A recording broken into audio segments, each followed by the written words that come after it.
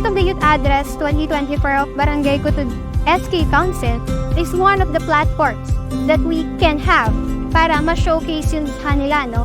Para mapakita kung ano na ang naging progreso at mga programa ng SK Council dito sa ating barangay. Gusto namin na yung night na to, hindi mo nila makakalimutan. So, ito yung first ever Gawad Parangal sa Barangay Kutud. Kaya isa siya sa mga pinlano talaga namin na gawin sa kasabay ng State of the Youth Address.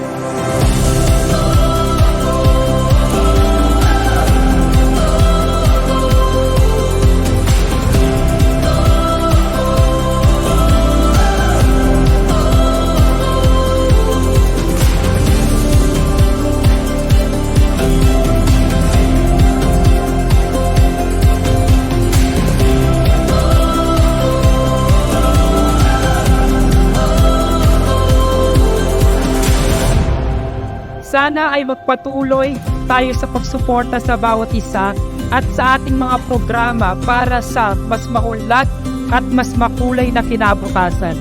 Ang programang ito ay naglalayon na maging liwanag sa dilim ng mga kabataan na nangangarap. Nandito po kasama natin ngayon ang mga student assistance beneficiaries natin. Saksi kayong lahat sa pagpirma ng ating mga beneficiaries ng kanilang student assistance contract.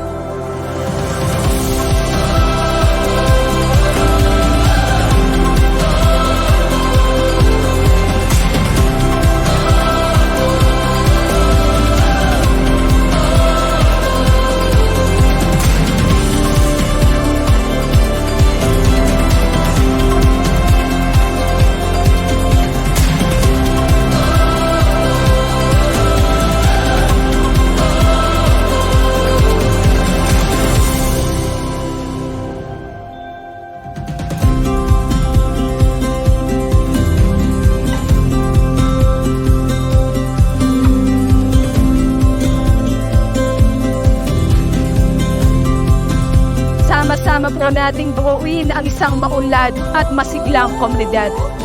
That when it comes to public service, my SKs are professional and united by their passion to serve with a genuine heart.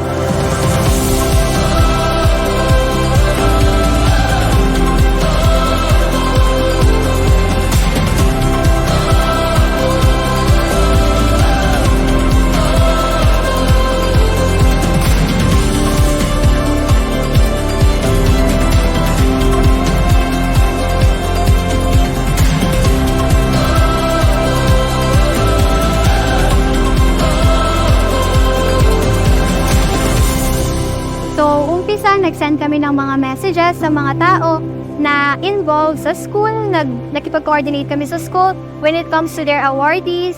Sabi namin kailangan gawin dito actually. Kami lang na SK Council, hindi namin to magagawa.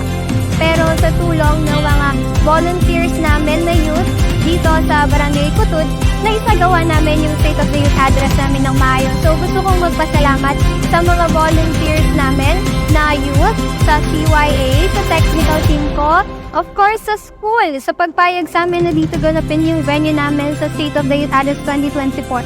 Kung hindi kami pinahiram ng covered court nila, siguro nasa may open space kami at inulan na kami ngayon. So thank you so much, Sir Jefferson Karagdag, sa principal ng Nerdville 15 Integrated School.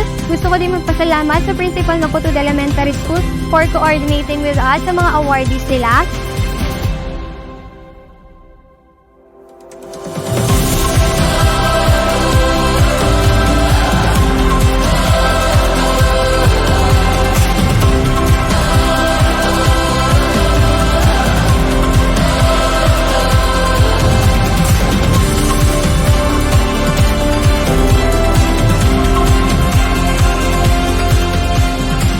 Sa mga kabataan ng Barangay Kutud, sana patuloy lang ang inyong pagtitiwala sa amin at pagsuporta dahil hindi po namin kayo bibiguin sa mga pangako po namin sa inyo dahil naniniwala po kami.